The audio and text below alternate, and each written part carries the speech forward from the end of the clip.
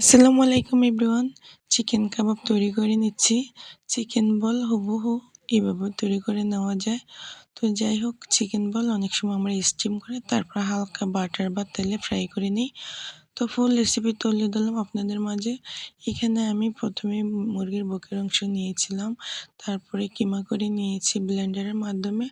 তারপরে একে একে সব রকমের মশলা অ্যাড করেছি, কাবাব মশলা, আদা রসুন বাটা, হলুদ মরিচ লবণ, একটু হলুদের গুঁড়া, জিরার গুঁড়া, সস আর পেঁয়াজ, কাঁচামরিচ, ধনিয়া পাতা কুচি।